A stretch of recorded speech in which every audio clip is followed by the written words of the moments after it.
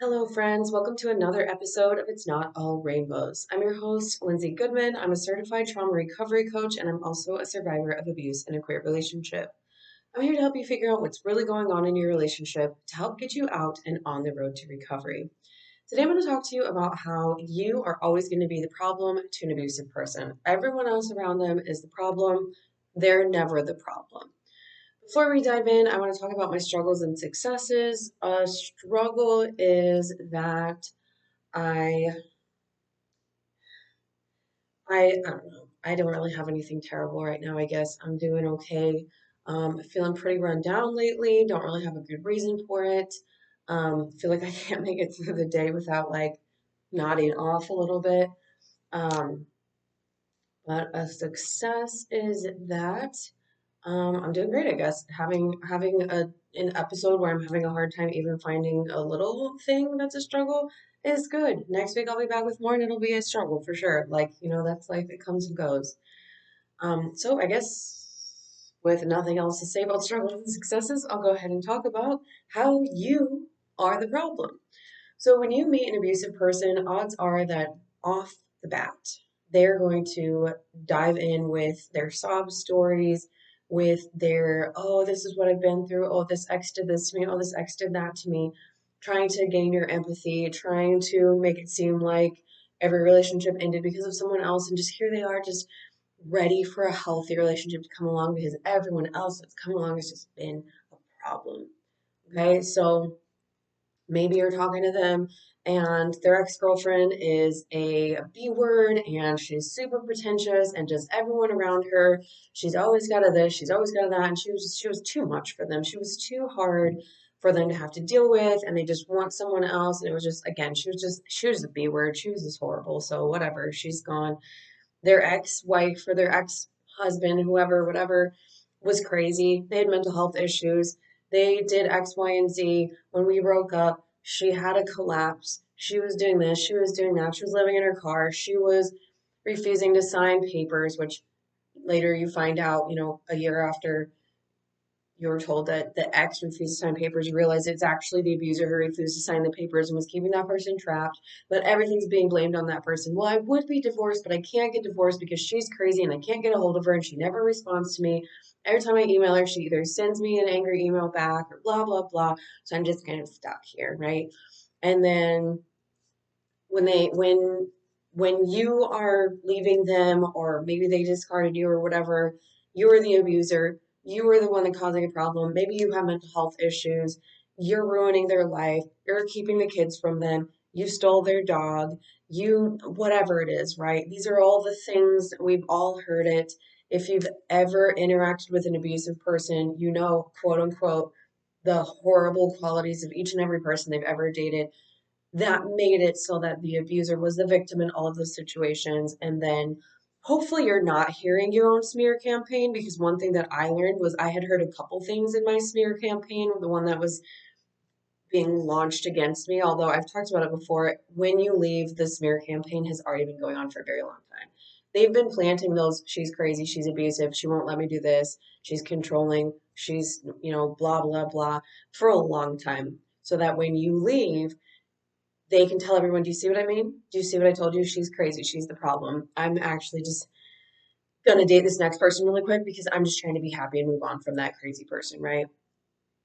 But I learned very quickly that anyone who's telling you the smear campaign, unless like literally say it's like your best friend you've known forever, and they're like, hey, I heard some stuff like that your abuser, like they know it's your abuser, they know you're trying to get away. I heard some stuff your abuser's trying to say about you.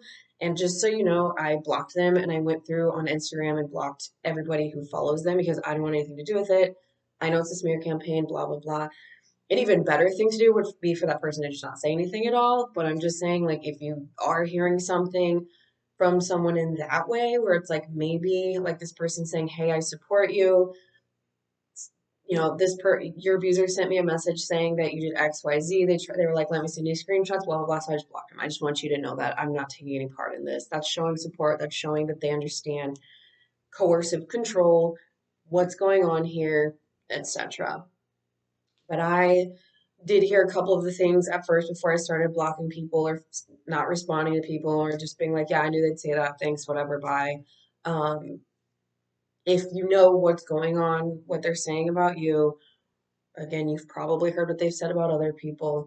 And one thing that we know for sure is that the people who come after you, because there will be more, will also be the problem here.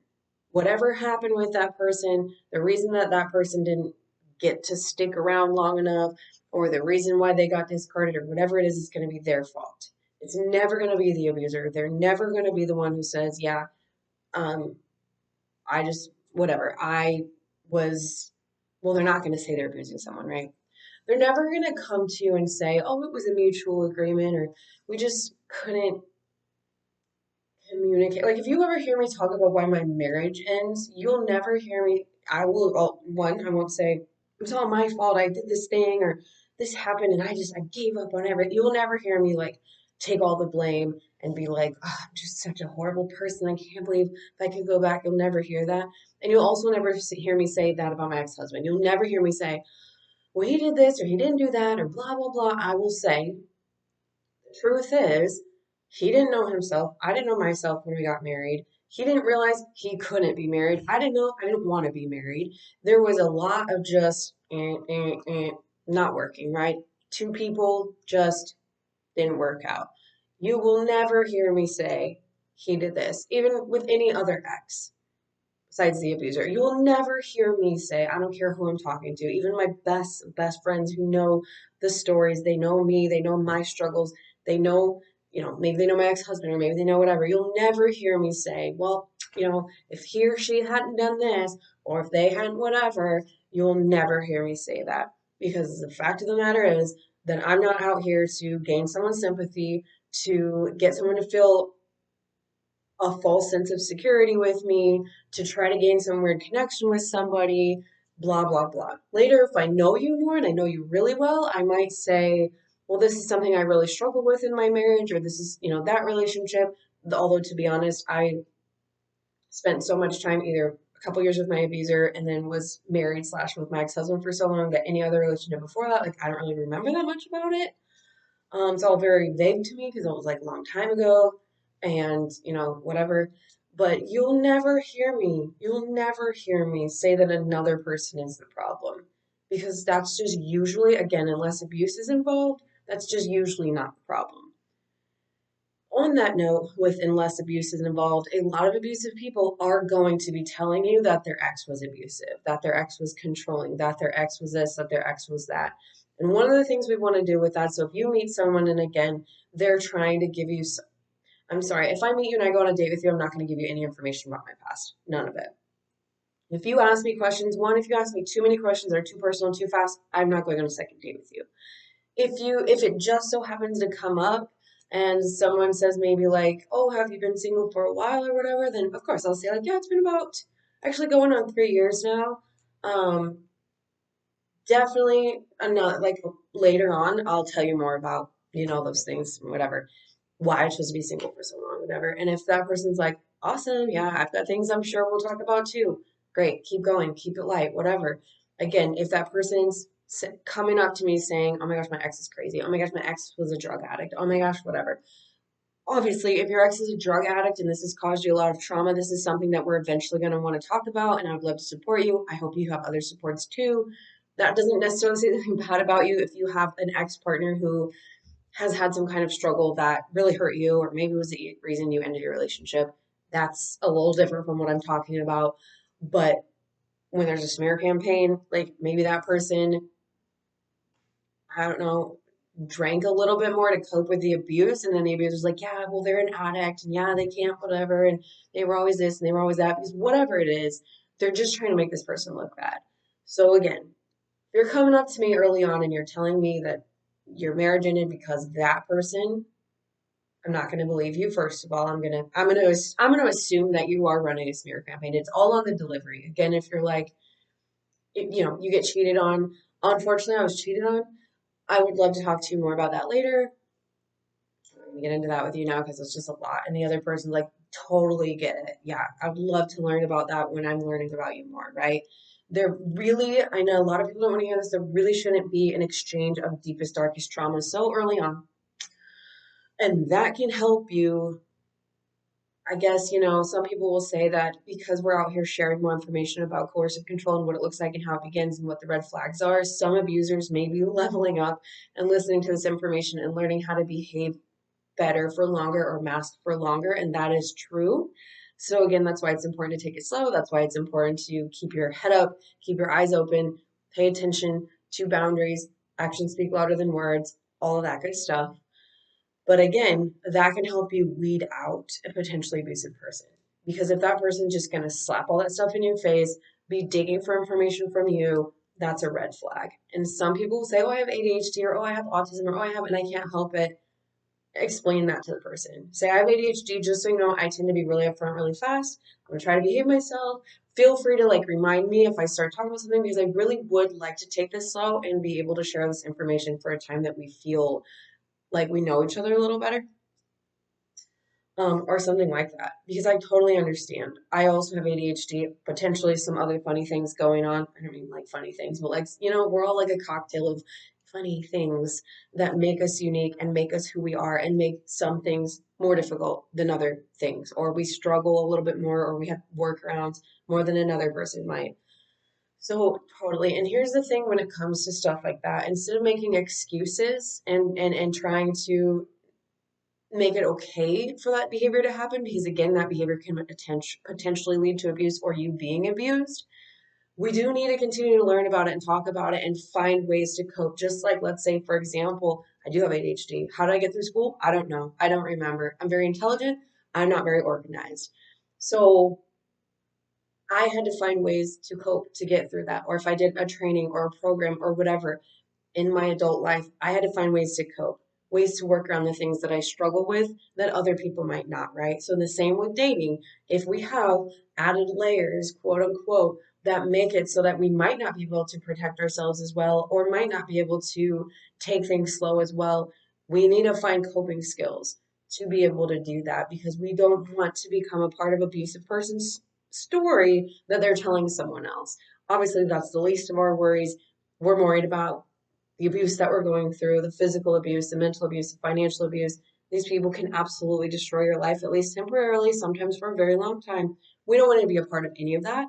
But since this episode is about being a part of their story and being the villain in their story, we don't want that, right? So, whatever you can do, again, you don't have to walk around paranoid, assuming everyone's abusive. Just be like, well, Lindsay said this potentially, so I'm just not going to talk to anyone ever. You don't have to do that. Some people do choose to do that.